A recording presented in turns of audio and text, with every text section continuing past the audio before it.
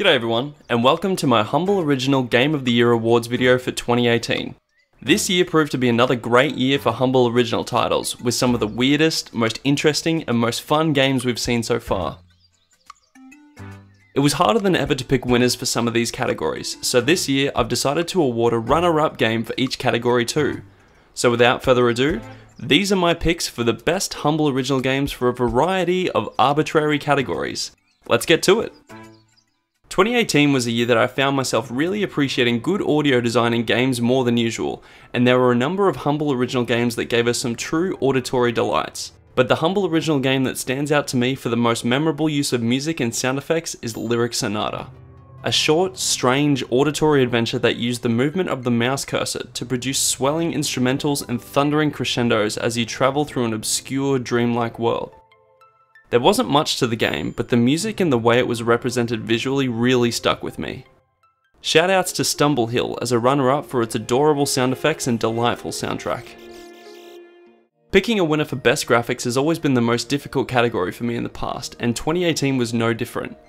There were plenty of games that had cool character and world designs, great colour palettes, and impressive animations. But one game blew me away with its dedication to its visual design, and that game is Sub-Serial Network. Aether Interactive went all out in making their virtual world seem completely realistic. The way the various interfaces and web pages were creatively designed and cohesively put together was truly impressive, and absolutely left a strong impression with me. I'm giving the runner-up of best graphics to Ethereal for its beautiful, stark design and interesting visual motif. Picking a winner for best gameplay is another difficult category for me because it's so broad. I need to consider how much fun I'm having with a game, how interesting the mechanics are, and how much replayability the game offers, and weigh each of these factors up to figure out how much I actually enjoyed playing it. And the game that really hit the sweet spot for each of these factors is Fortune 499. It's fun to play, it's challenging, its unique card-based rock, paper, scissors battle system is extremely compelling, and it's a fully featured adventure game with a surprising amount of content. Definitely one to go back to. My runner-up for this is Drawkanoid, for its insanely fun take on Arkanoid that I still like to go back to every now and then. The game that I most want to see a sequel to this year was pretty much decided for me as soon as I completed the game that won this category. After I helped Ollie and Bolly finish tidying up their outdoor estate, I knew that the pair was ready for a more enterprising adventure. Ollie and Bolly's house flipping adventure, Ollie and Bolly's golf course, Ollie and Bolly's water park.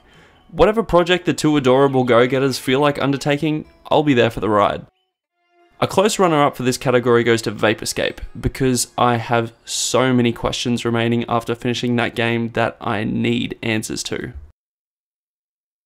Each year I like to come up with a new light-hearted category based on a prevalent theme that seemed common throughout the humble original games. This year's category is the most endearing protagonist. There were plenty of games this year that put you in control of adorable, charming, funny, or just straight up cool protagonists.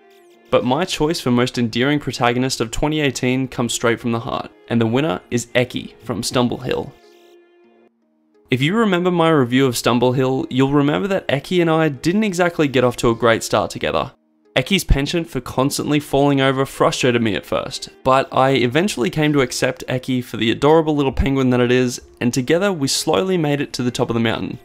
Eki is awesome, and I feel like Eki wants to show the world that you can do anything that you put your mind to. Shoutouts to Wotan as the runner-up for being an adorable little Norse god with a good head on his shoulders.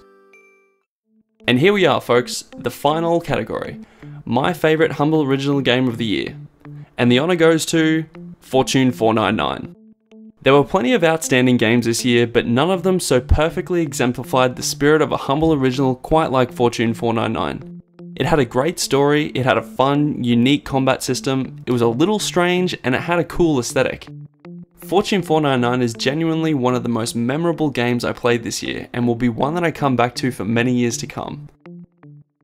My runner-up for humble original game of the year is Ethereal, for much of the same reasons. I love the puzzle gameplay and the ambience that the game provided. And that's it folks. Congratulations to all the winners and a massive thank you to the devs that worked so hard in bringing us these awesome little indie games, and thank you to Humble for organising these releases each month. Every humble original this year was worth experiencing, so I want to give a quick shout out to the games that didn't receive an award. Hitchhiker kicked the year off and really showed just how strange and intriguing Humble Originals can be. Drawkanoid is a fantastic Arkanoid spin-off that will get your heart racing. Nightclub is a fully featured platform brawler with a great art style and solid gameplay mechanics. Wotan is an adorable platformer with fun mechanics and a cool premise. Ethereal is a great puzzler with unique mechanics and a great vibe. Vaporscape is a hilarious point-and-click adventure with a really impressive feature that turns your playthrough into a printable comic book. And Cut and Run is a silly, fun, Katamari-esque experience that's worth your time. I also want to thank everyone for watching these videos. Thank you to everyone that subscribed to this channel and everyone that has left me feedback throughout the year. I really had a great time making these videos and celebrating these awesome indie games.